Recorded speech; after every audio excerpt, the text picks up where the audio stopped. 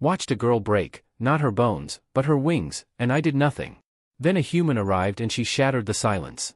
I'm not proud of what I did, or more accurately, what I failed to do. My name is Voss. I'm a Krellian, which means I have 4 eyes, blue shimmering scales under the station lights, and, apparently, the moral courage of a very timid invertebrate. But we'll get to that. Let me set the scene. Vexus Academy, located on the outer ring of Station Helix 9, was meant to be a model of multi-species education. You know the kind, brochures showing smiling Harath studying alongside cheerful Vidians, Aviants gliding overhead, everyone learning together in harmony. Very inspiring. Very progressive. Very, completely fake. The reality was closer to a prison yard with better lighting and far more homework. When you bring together a dozen species, each with its own biological advantages and cultural background, harmony doesn't happen. Hierarchies form quickly. The strong realize they're strong within 3 cycles of the first semester. The weak realize it even faster, usually when they're shoved into lockers or have their assignments deleted. Station Helix 9 ran its artificial day and night cycles with perfect mechanical precision, and so did the cruelty. Every morning, like clockwork, some students knew exactly what awaited them at the transit platform between the dormitories and the main academy ring. We all knew. The teachers knew. Yet they always seemed conveniently out of sight, just around the corner, always close enough to be noticed but never to intervene. Every morning, most of us, myself included, found something interesting on our data pads. The floor tiles, in particular, held my attention. I studied their construction in detail. That was our morning ritual, not a noble exercise in learning, just casual, efficient, soul-crushing torture served fresh with breakfast. Preya was an aviant, which meant she was supposed to fly. That's kind of their defining feature. Aviants are graceful, bird-like beings with feathers that shift color depending on mood, hollow bones to stay light in flight, and wings that can span 3 meters when fully extended. Beautiful species, truly artistic, poets, musicians.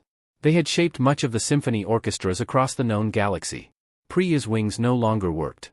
They were still attached, hanging from her back in a crumpled, fragile way that made anyone look twice. The left wing bent at an unnatural angle, and the right wing had bald patches where feathers refused to grow again. I had heard she'd been injured during flight training years ago, before arriving at Vex. The medical team had done everything possible, but Evianth wings are intricate and delicate. Once broken severely, sometimes they never heal. Every morning, Preya shuffled forward, head down, feathers dulled to a gray that reflected fear, sadness, or both. She clutched her data pad to her chest like a shield, ineffective, but protective in spirit. Every morning, they were waiting. Throne, a Krellian like me, made the scene worse. Large for his species, dark green scales, teeth bared in a permanent, unsettling smile. He imagined himself an alpha predator, a laughable notion, considering Krellians are mainly bureaucrats and accountants on our home world. Yet size and confidence carry weight when your prey is smaller. Maxis, a Horgoth, brought sheer muscle and gray rocky skin. Fists like sledgehammers. Not clever, but obedient, laughing when expected, delivering brutality efficiently. I'll give him that. Sela, the third in this trio, was a Vidian, reptilian, cold-blooded in more than one sense. Small and fast, silver scales glinting, tongue sharp enough to cut. She handled the verbal and psychological torment. Every species has its role, after all. The transit platform connected the dormitory ring to the main academy with a corridor of transparent aluminum, offering a stellar view outside. Beautiful, if not in a functional way. No teachers, no cameras in this stretch, an ideal blind spot where routine cruelty occurred. This morning, Preya tried to move quickly, to slip past unnoticed. It never worked. "Hey, groundling," Throne called, his voice bouncing off the metal walls. "Where do you think you're flying off to?" Preya froze. Her feathers shifted from dull gray to near white, pure terror.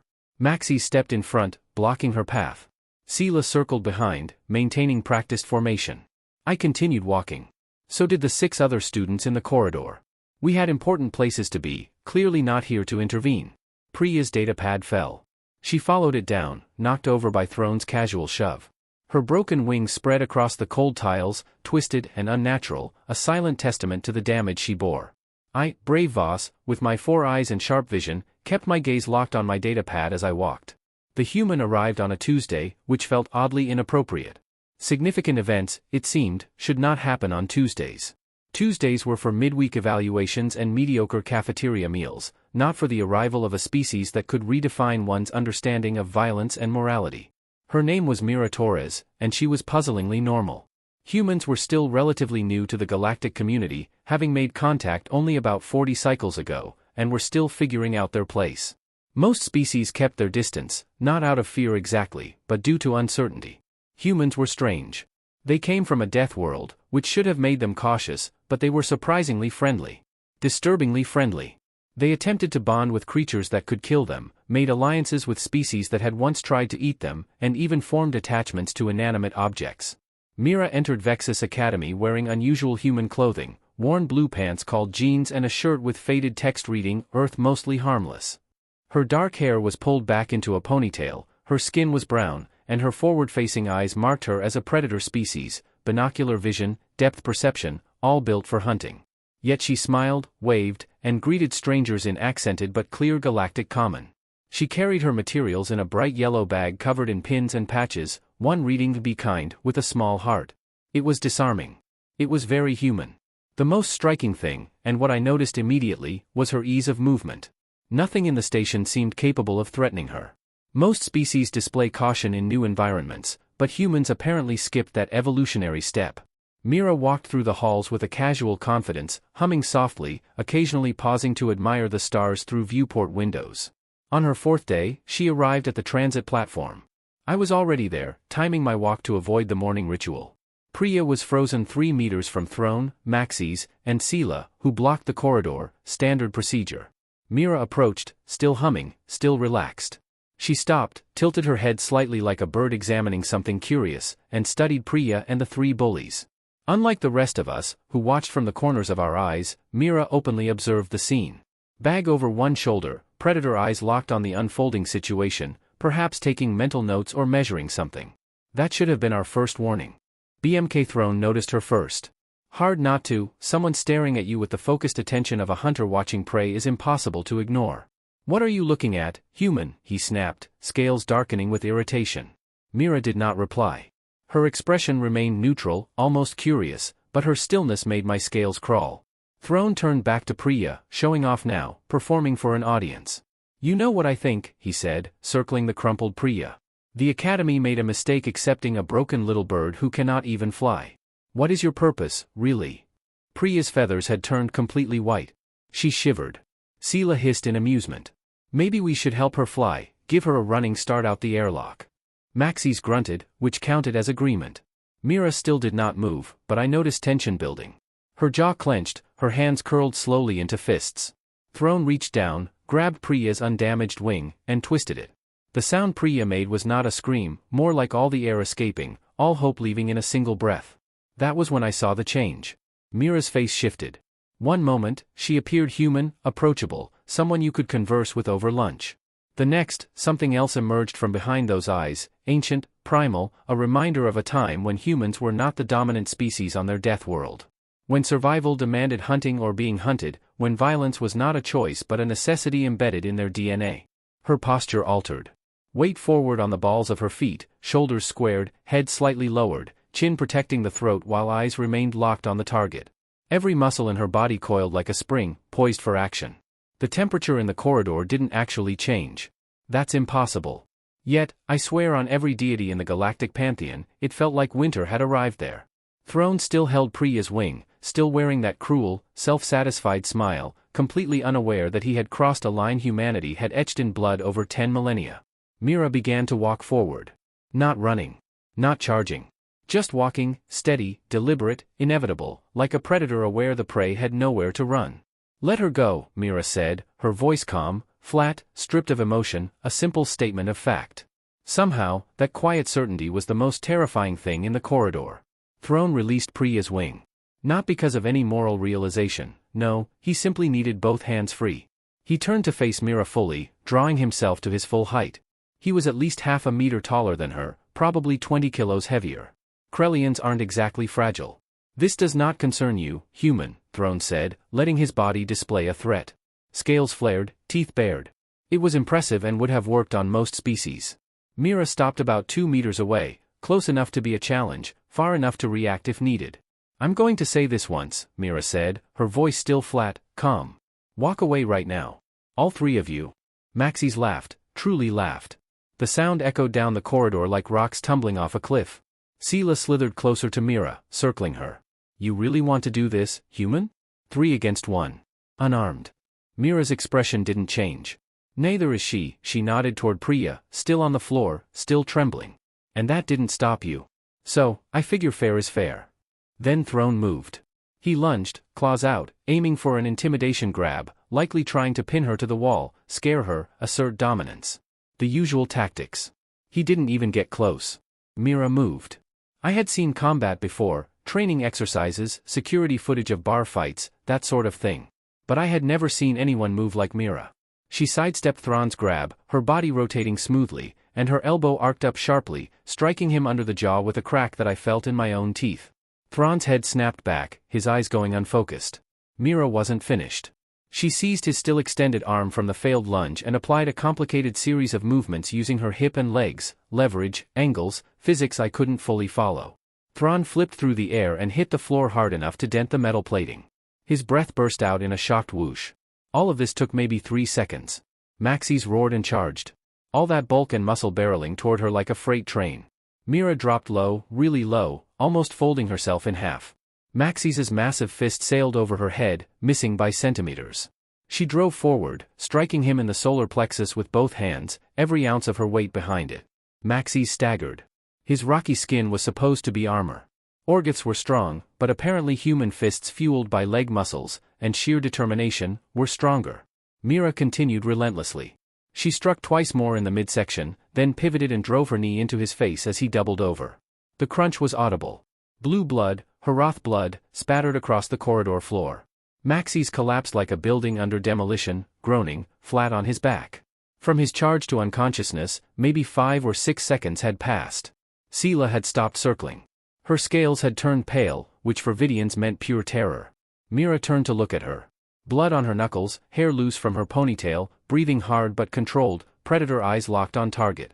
You want some too? She asked pleasantly, as if offering tea. Sela ran. She turned and bolted down the corridor faster than I had ever seen a Vidian move. Smart choice.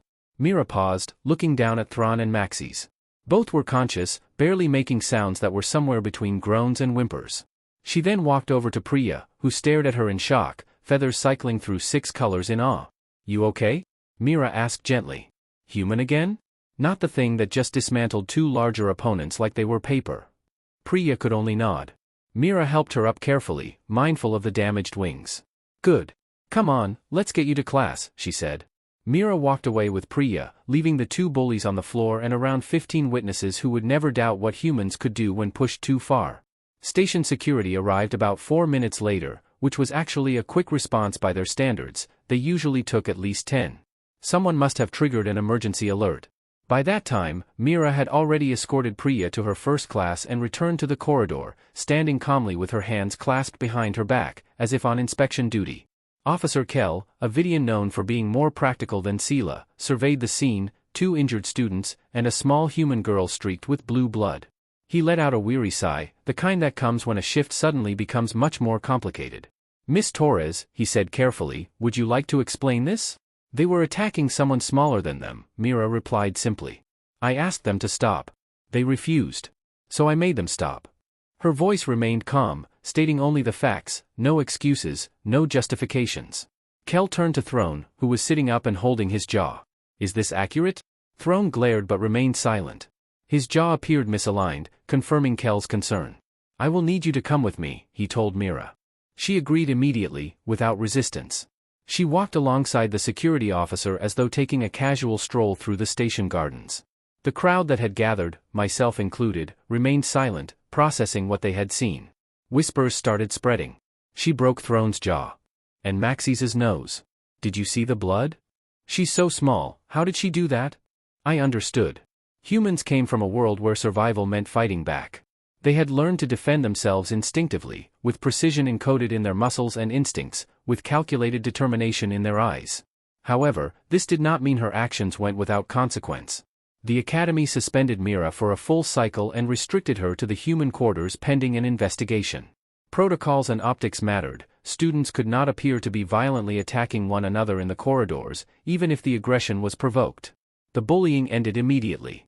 Throne and Maxis received medical attention and formal reprimands. Sela had skipped classes for 3 days, probably too afraid to face anyone. Meanwhile, Priya walked the halls with her head held high for the first time since I had known her. Her feathers were no longer pure white, they shifted in cautious blues and greens, the colors of hope. That night, I sat in my dormitory, watching the security footage someone had leaked to the student network. I watched myself move over and over, the precision and efficiency of each strike. Then it hit me, and my scales itched with shame. Humans had only been part of the galaxy for 40 cycles. They were still learning politics, trade, and cultural norms.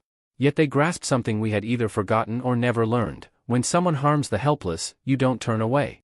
You stop them. The Academy called an emergency disciplinary committee, which was really just 5 administrators gathered to figure out how to respond to a human exchange student who had incapacitated 2 students effortlessly. I knew this because my roommate worked in administration and had zero discretion when it came to gossip. Director Galactic, a Vidian whose silver scales had dulled with age, watched the footage 17 times. 17. My roommate counted.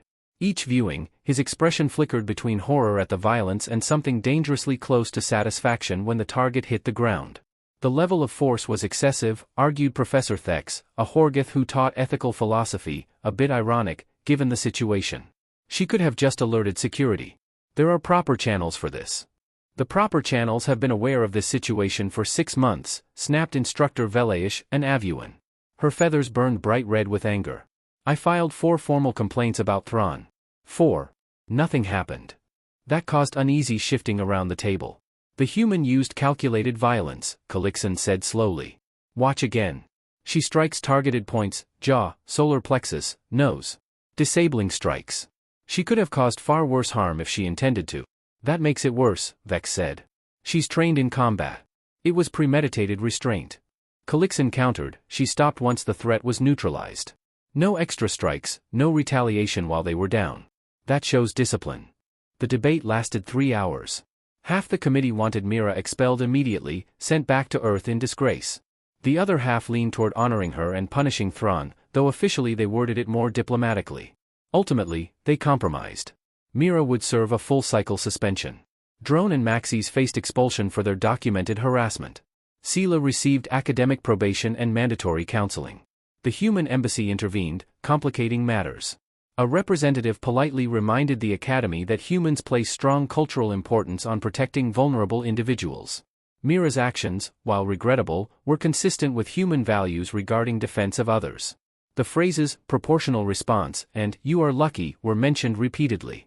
The representative smiled when noting that Mira had stopped after causing 2 broken bones. Human smiling is unsettling, and smiling while discussing violence triggers every prey instinct in your brain.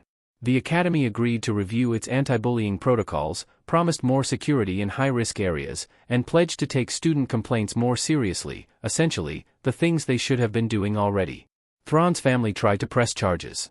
The case fell apart quickly once their lawyer reviewed the footage. It became clear that Thrawn had started the physical confrontation, that there were 15 witnesses, and that the human had given multiple verbal warnings before defending herself and another student. Galactic law was explicit about self-defense and the defense of others, even when the defender displayed far more skill than anticipated. Mira was assigned to remain in the human quarters, a restricted area with no exceptions, as part of a very serious disciplinary measure. She lasted only 4 days before sneaking out. I only noticed because I was returning to my dorm late after a study session. I saw her moving through the corridors, dressed in dark clothing, moving quietly, yet with that same calm confidence. At the time, I realized this was not arrogance, it was the composure of someone who knew her own power and chose to exercise restraint. She headed to the ambient dormitory section, knocked softly on a door marked, Triabex, Room 7. Prio opened it, gasped, and immediately tried to pull Mira inside before anyone could see. Too late, I had already noticed, but I kept walking to give them privacy. I was slowly learning when not to look away. Later, Priya explained what had happened in that room. They sat on Priya's bed, surrounded by star charts and astronomical models, things Priya had collected, maps of places she would likely never visit, with wings that might never heal. You shouldn't be here, Priya said first, quietly. If they catch you, your suspension will be extended. Probably, Mira agreed. But I wanted to check on you. Make sure you were okay. Priya's feathers shifted through multiple colors, mostly confusion. Why? Why? What? Why did you help me? You don't even know me. We've never spoken before. And now you're in trouble. Serious trouble. Because of me. Mira was quiet for a moment, then shrugged, a very human gesture. Where I come from, we believe that if you see someone hurting someone else, someone who can't defend themselves, you stop it. You don't walk past. You don't pretend you didn't see.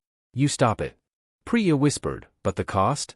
The cost is still less than the cost of doing nothing, Mira finished. My grandmother used to say that evil happens when good people do nothing. I don't know about evil or good, but I know wrong when I see it. And 3 big jerks hurting someone smaller than them for fun? That's wrong. Simple as that. Priya's feathers turned purple and gold, expressing gratitude and awe, if I remembered the color chart correctly. No one has ever stood up for me before, she admitted. Well, Mira said with a small smile, now someone has. And if they try anything again, you let me know. I'll be happy to provide a refresher course. She was joking, mostly, but there was an unmistakable edge to her words, a promise. Priya's feathers brightened even more. That night, they talked for 2 hours, about Earth, Event Prime, flying, walking, and what it meant to be broken in a place that valued wholeness. When Mira finally returned to her quarters, Priya sat alone, crying, not out of sadness, but perhaps relief, hope, or the overwhelming gratitude of realizing she was no longer alone.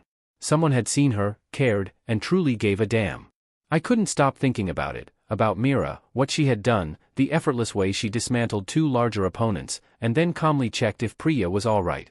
It was as if violence and compassion were simply tools to be used as circumstances demanded. I responded the way any diligent Krillian would when faced with something incomprehensible. I researched. The human information networks were unexpectedly open, almost eager to share details about their history, psychology, and society. Perhaps it was because they were relatively new to the galactic stage and wanted to be understood. Or perhaps it was just human nature, overly communicative, enthusiastic, and strangely proud of their harsh, death-world origins. What I discovered made me pause and reconsider everything I thought I knew about intelligent species. Humans practiced something called pack bonding. While not entirely unique, they had developed it into an exceptional system. Most species form bonds with family, or at most close friends. Humans bonded with almost anything, plants, machines, or even random animals they rescued. They extended this to other beings who, by logic, could be considered threats or competitors. They had the idea of chosen family, individuals not connected by blood but brought together through shared experiences and mutual care. Once a human identified you as family, pack, or tribe, they would go to extreme lengths to protect you. Historical records reflected this behavior. Humans had thrown themselves on explosives to save others, entered burning buildings, and faced predators far larger than themselves, all to protect someone they cared about, even if they had only met them days before. It defied logic and evolutionary reasoning. Risking oneself for non-relatives seemed irrational. And yet, it made sense. Humans had evolved in tight-knit groups. Their survival depended on unwavering mutual protection. This instinct ran so deep that it overrode personal survival strategies and even influenced their moral systems. Most species have moral codes, usually shaped by social contracts, traditions, or religious teachings. Human morality contained these, but underneath, it was simpler, almost childlike in its clarity. Hurting the helpless was wrong. Protecting the vulnerable was right. Nothing more complicated than that. Mira did not need rulebooks or political guidance. She saw someone in danger, and she acted. That was her entire framework. I found myself crying, a difficult admission for a Krellian, but in that moment, I understood what I had lost in that corridor. Not just courage, though that too, but a basic understanding of right and wrong, buried under convenience, self-preservation, and the comfortable lie that it wasn't my concern. Humans had been in the galaxy for 40 cycles and were already teaching lessons we should have learned millennia ago. Mira returned to the academy on a Wednesday morning, exactly 1 cycle after her suspension began. The human embassy had arranged the terms, no formal record mark, and an official statement describing the incident as a cultural misunderstanding regarding appropriate protective actions. Politicians can make anything sound dull, but the academy itself was far from boring that morning. News of her return had spread, and as she walked through the corridors, something unusual happened. Students stepped aside, not out of fear, but something entirely different. Although a small amount of that remained, it was largely out of respect. Throne and Maxis had been expelled the week before. Sela had moved to another academy on a different station, apparently concluding that staying on the same space station as Mara Torres wasn't good for her health or well-being. A wise decision on her part. That's Sela. Late, but sharp. Priya waited at the transit platform, the same place where it had all happened. She was no longer cowering. She stood tall, her damaged wings lifted as proudly as she could manage, feathers shifting from calm blues to confident greens. Mira saw her and smiled, a bright, human smile that showed her teeth but radiated pure happiness. "Hey, ready for astrophysics? I heard Professor Kellix is giving a quiz." "I studied," Priya said, falling into step beside her. They walked together through the corridor, passing the spot where the blood had been scrubbed clean. Other students watched, some nodded, some smiled. A few younger students, smaller species with their own struggles, looked at Mira with something like hope. I caught up to them halfway down the corridor. "Mira," I said. She turned, eyebrows raised. "Yeah, I was there. I told her that morning. I saw what Throne was doing to Pia, and I walked past. I did nothing." Mira studied me for a moment, her predator eyes sharp and piercing. Then she nodded slowly. "But you are here now." "I am here now," I agreed. "Then walk with us," she said simply. So I did. The three of us walked to class together, a Krellian, an Aviant, and a human. Different species, different worlds, different abilities, but all sharing the same understanding: some things matter more than safety, convenience, or keeping your head down. Over the next few weeks, people noticed. More students began walking that corridor with confidence. They spoke up when they saw problems. They became the kind of people who acted instead of staying silent. The morning ritual ended, not because of policy changes or administrative action, though those helped, but because one human girl decided that broken wings and broken spirits were unacceptable. She was willing to break faces to prove it.